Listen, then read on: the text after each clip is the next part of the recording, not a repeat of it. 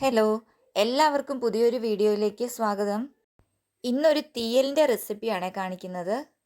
അതിനായിട്ട് കുറച്ച് കൂടുതൽ ചെറിയ ഉള്ളി, ഇഞ്ചി, വെളുത്തുള്ളി, തക്കാളിപ്പഴം, പച്ചമുളക് ഇത്ര അരിഞ്ഞു വെച്ചിട്ടുണ്ട്. പിന്നെ കറിവേപ്പിലയും കൂടെ എടുത്തു വെച്ചിട്ടുണ്ട്. ചെറിയ ഉള്ളി ഒരു 10-15 എടുത്തിട്ടുണ്ട്. പക്ഷേ ഇതിന് മെയിനായിട്ട് വേണ്ടത് ക്യാബേജാണ്. ക്യാബേജ് തീയലാണ് നമ്മൾ ഉണ്ടാക്കുന്നത്. ക്യാബേജ് നീളത്തിൽ അരിഞ്ഞു വെച്ചിരിക്കുകയാണ്. അപ്പോൾ ഉള്ളിത്തീയൽ പോലെ തന്നെ ടേസ്റ്റിയായ ക്യാബേജ് തീയൽ നമുക്ക് ഉണ്ടാക്കാൻ തുടങ്ങാം. തീയലുണ്ടാക്കാൻ വേണ്ടി എന്തായാലും തേങ്ങ വറുത്തെടുക്കണം. അതിനുള്ള തേങ്ങ ഒരു അരമുറിയിലും താഴെ തേങ്ങയാണ് നമ്മൾ വറുക്കാനായിട്ട് എടുത്തിരിക്കുന്നത്. തേങ്ങ വറുക്കുന്നതിൻ്റെ ഒപ്പം തന്നെ നമുക്ക് കുറച്ച് കറിവേപ്പിലയും കൂടി ഇട്ട് വറുക്കാം. അപ്പോൾ ആരെങ്കിലും എൻ്റെ ചാനൽ ആദ്യമായിട്ട് കാണുകയാണെങ്കിൽ ഒന്ന് സബ്സ്ക്രൈബ് ചെയ്യുകയും സപ്പോർട്ട് ചെയ്യുകയും ചെയ്യണേ. തേങ്ങയുടെ കളർ ഒന്ന് മാറി വരുന്നുണ്ട്. ഈ സമയം നമുക്ക് ആവശ്യമായ പൊടികൾ എടുത്ത് വയ്ക്കാം. ഒരു 2 സ്പൂൺ മുളക് പൊടി, എരിവില്ലാത്ത മുളക് പൊടിയാണ് എടുത്തിരിക്കുന്നത്.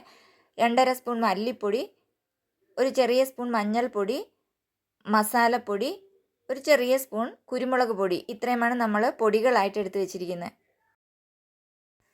തേങ്ങ നന്നായിട്ട് ഇളക്കി കൊടുക്കാം. അത് കളറൊന്ന് മാറി വരുമ്പോഴേക്കും നമുക്ക് പൊടികളെല്ലാം കൂടി ഇട്ട് കൊടുക്കാം.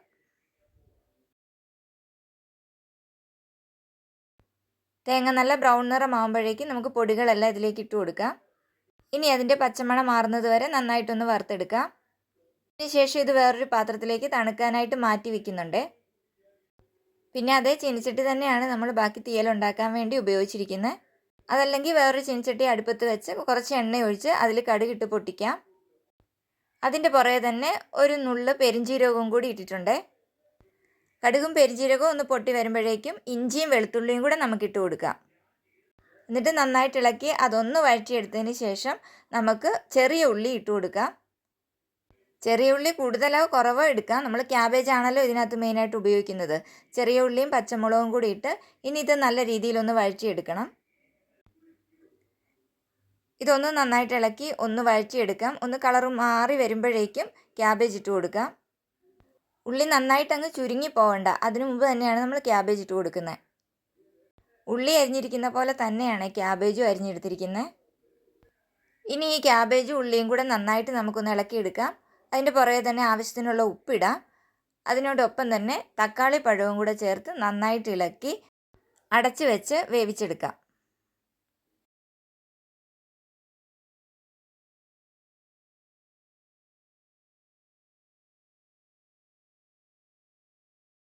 ഇടയ്ക്കിടയ്ക്ക് അടപ്പ് തുറന്ന് നമുക്ക് ഇളക്കി കൊടുക്കാം.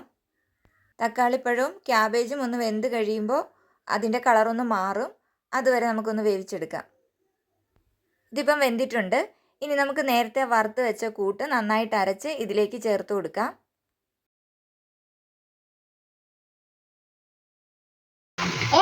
എന്ത് കറിയാണ് ഉണ്ടാക്കുന്നത്?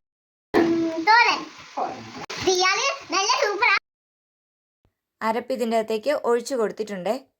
ഇതിപ്പം നമ്മൾ കുറച്ച് വെള്ളം ഒഴിച്ച് ലൂസായിട്ട് തന്നെയാണ് എടുക്കുന്നത്. ആ ജാറും കൂടെ കഴുകി ഒഴിക്കുന്നുണ്ട്.